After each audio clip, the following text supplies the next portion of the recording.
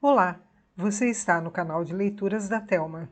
O livro de hoje chama-se Memórias Póstumas de Brás Cubas, de Machado de Assis. Narração: Thelma Schinkelmann. Capítulo 8. Razão contra a sandice. Já o leitor compreendeu que era a razão que voltava à casa e convidava a sandice a sair, clamando, e com melhor jus, as palavras de Tartufo. La maison est à moi, c'est à vous d'en sortir. Mas é cestro antigo da sandice criar amor às casas alheias, de modo que, apenas senhora de uma, dificilmente lhe farão despejar. É cestro, não se tira daí, há muito que lhe calejou a vergonha. Agora, se advertirmos no imenso número de casas que ocupa, umas de vez, outras durante as suas estações calmosas, concluiremos que esta amável peregrina é o terror dos proprietários. No nosso caso, houve quase um distúrbio à porta do meu cérebro, porque a adventícia não queria entregar a casa, e a dona não cedia da intenção de tomar o que era seu.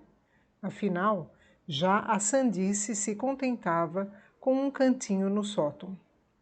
Não, senhora, replicou a razão. Estou cansada de lhe ceder sótãos, cansada e experimentada. O que você quer é passar mansamente do sótão à sala de jantar, daí à sala de visitas e ao resto. Está bem, deixe-me ficar algum tempo mais, estou na pista de um mistério. Que mistério? De dois, emendou a sandice, o da vida e o da morte. Peço-lhe só uns 10 minutos. A razão pôs-se a rir. Hás de ser sempre a mesma coisa, sempre a mesma coisa, sempre a mesma coisa. E dizendo isto, travou-lhe dos pulsos e arrastou-a para fora. Depois entrou e fechou-se.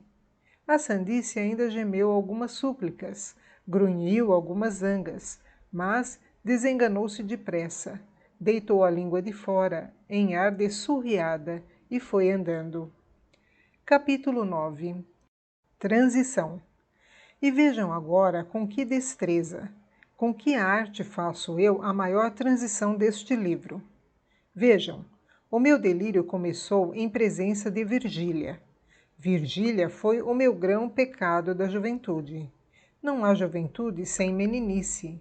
Meninice supõe nascimento. E eis aqui como chegamos nós, sem esforço, ao dia 20 de outubro de 1805, em que nasci. Viram? Nenhuma juntura aparente, nada que divirta a atenção pausada do leitor. Nada. De modo que o livro fica assim com todas as vantagens do método, sem a rigidez do método. Na verdade, era tempo. Que isto de método, sendo, como é, uma coisa indispensável, todavia é melhor tê-lo sem gravata nem suspensórios, mas um pouco à fresca e à solta. Como quem não se lhe dá à vizinha fronteira, nem do inspetor de quarteirão. É como a eloquência, que há uma genuína e vibrante, de uma arte natural e feiticeira, e outra tesa, engomada e xoxa. Vamos ao dia 20 de outubro. Capítulo 10. Naquele dia. Naquele dia, a árvore dos cubas brotou uma graciosa flor. Nasci.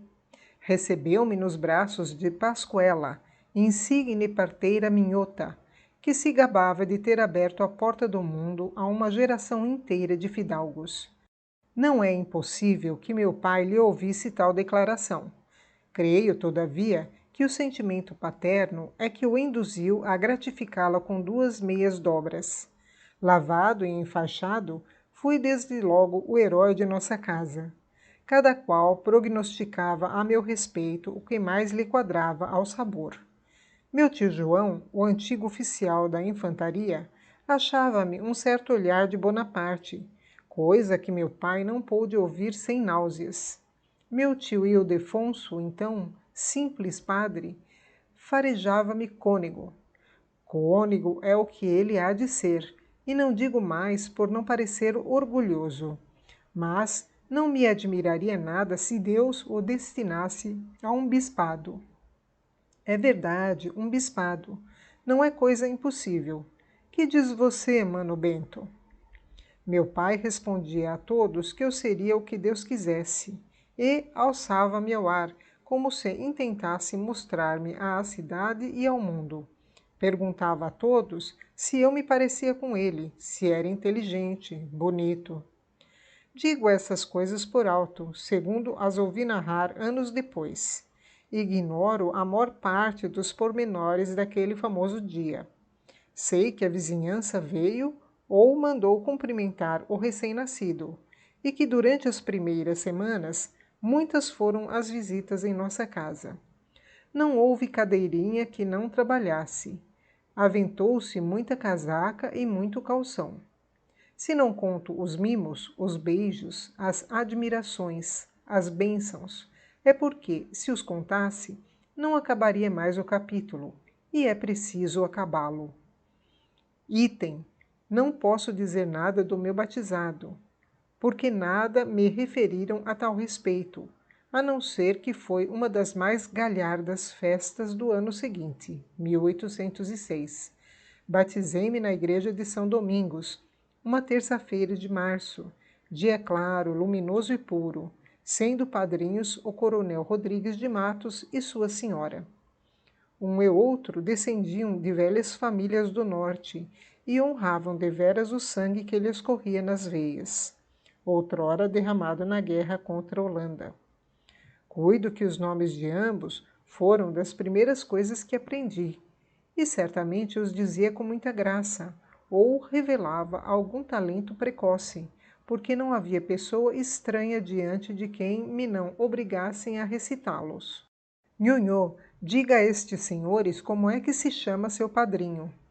Meu padrinho é o excelentíssimo senhor coronel Paulo Vaz Lobo César de Andrade e Souza Rodrigues de Matos. Minha madrinha é a excelentíssima senhora Dona Maria Luísa de Macedo Rezende e Souza Rodrigues de Matos. É muito esperto o seu menino, exclamavam os ouvintes. Muito esperto, concordava meu pai, e os olhos babavam-se-lhe de orgulho, e ele espalmava a mão sobre a minha cabeça. Fitava-me longo tempo, namorado, cheio de si. Item, comecei a andar, não sei bem quando, mas antes do tempo. Talvez por apressar a natureza, obrigavam-me cedo a agarrar às cadeiras, pegavam-me da fralda, davam-me carrinhos de pau. Só, nhonhô, só, dizia-me a mucama.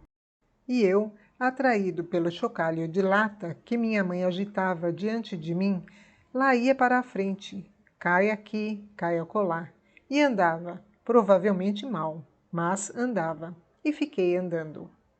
Capítulo 11. O menino é pai do homem. Cresci, e nisso é que a família não interveio. Cresci naturalmente como crescem as magnólias e os gatos. Talvez os gatos são menos matreiros e, com certeza, as magnólias são menos inquietas do que eu era na minha infância. Um poeta dizia que o menino é pai do homem. Se isso é verdade, vejamos alguns lineamentos do menino. Desde os 5 anos, merecera eu a alcunha de menino-diabo. E verdadeiramente não era outra coisa. Fui dos mais malignos do meu tempo, arguto, indiscreto, traquinas e voluntarioso. Por exemplo, um dia quebrei a cabeça de uma escrava, porque me negara uma colher de doce de coco que estava fazendo, e, não contente com o malefício, deitei um punhado de cinzas ao tacho, e, não satisfeito da travessura, fui dizer à minha mãe que a escrava é que estragara o doce por pirraça, e eu tinha apenas 6 anos. Prudêncio, um moleque da casa, era o meu cavalo de todos os dias. Punha as mãos no chão, recebia um cordel nos queixos, à guisa de freio, e eu trepava-lhe ao dorso, com uma varinha na mão. Fustigava-o, dava 1000 voltas a um e outro lado, e ele obedecia.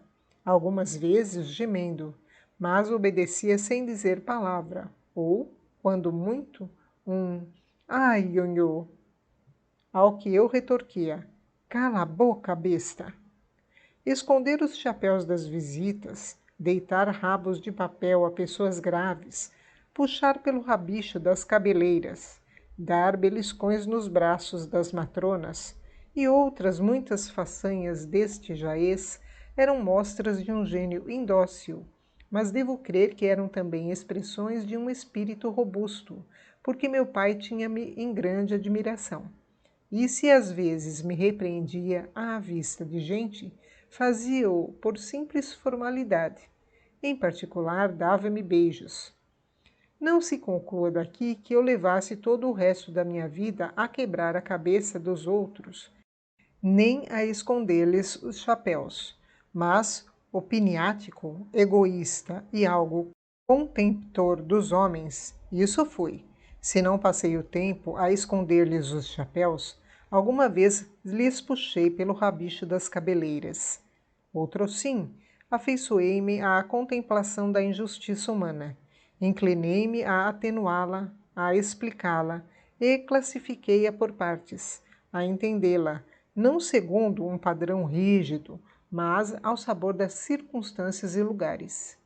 Minha mãe doutrinava-me a seu modo, fazia-me decorar alguns preceitos e orações, mas eu sentia que, mais do que as orações, me governavam os nervos e o sangue, e a boa regra perdia o espírito, que a faz viver, para se tornar uma vã fórmula. De manhã, antes do mingau, e de noite, antes da cama, pedia a Deus que me perdoasse, assim como eu perdoava aos meus devedores. Mas, entre a manhã e a noite, fazia uma grande maldade. E meu pai, passado o alvoroço, dava-me pancadinhas na cara e exclamava a rir: "Ah, brejeiro! Ah, brejeiro!". Sim, meu pai adorava-me. Minha mãe era uma senhora fraca, de pouco cérebro e muito coração, assaz crédula, sinceramente piedosa, caseira, apesar de bonita, e modesta, apesar de abastada, temente às trovoadas e ao marido. O marido era na terra o seu Deus. Da colaboração dessas duas criaturas nasceu a minha educação, que, se tinha alguma coisa boa, era no geral viciosa, incompleta e em partes negativa. Meu tio cônego fazia às vezes alguns reparos ao irmão. Dizia-lhe que ele me dava mais liberdade do que ensino e mais afeição do que emenda. Mas meu pai respondia que aplicava na minha educação um sistema inteiramente superior ao sistema usado. E por este modo, sem confundir o irmão, iludia-se a si próprio. De envolta com a transmissão e a educação, houve ainda o exemplo estranho, o meio doméstico. Vimos os pais. Vejamos os tios. Um deles, o João, era um homem de língua solta, vida galante, conversa picaresca. Desde os 11 anos entrou a admitir-me às anedotas reais ou não, eivadas todas de obscenidades ou imundície.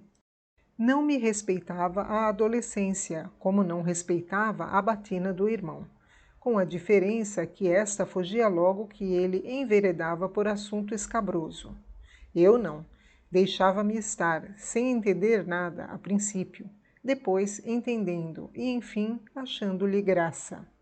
No fim de certo tempo, quem o procurava era eu, e ele gostava muito de mim, dava-me doces, levava-me a passeio.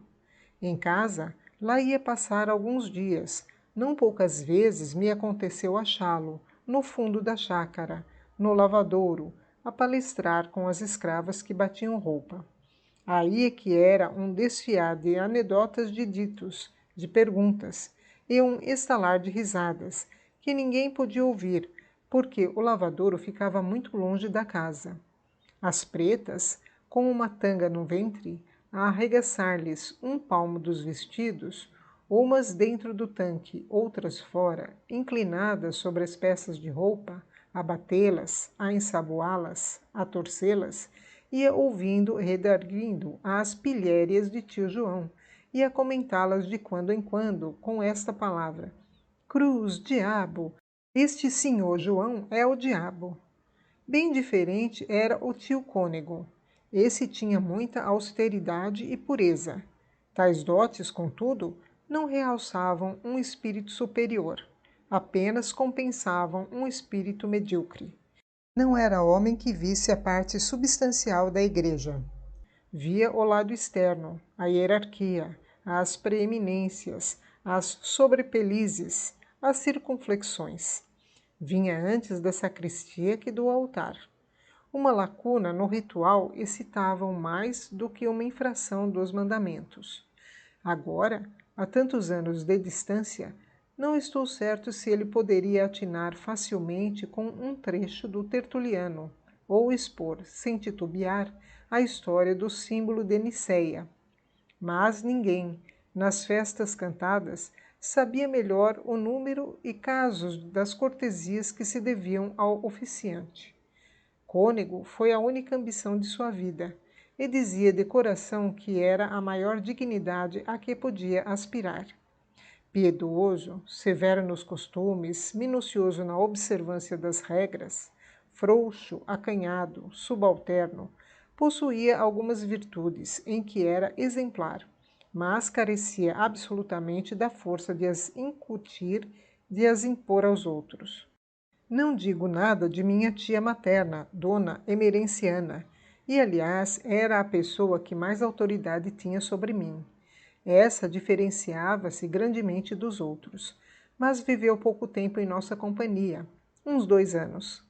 Outros parentes e alguns íntimos não merecem a pena de ser citados. Não tivemos uma vida comum, mas intermitente, com grandes claros de separação. O que importa é a expressão geral do meio doméstico, e essa aí fica indicada. Vulgaridade de caracteres, amor das aparências rutilantes, do arruído, frouxidão da vontade, domínio do capricho e o mais. Dessa terra e desse estrume é que nasceu esta flor.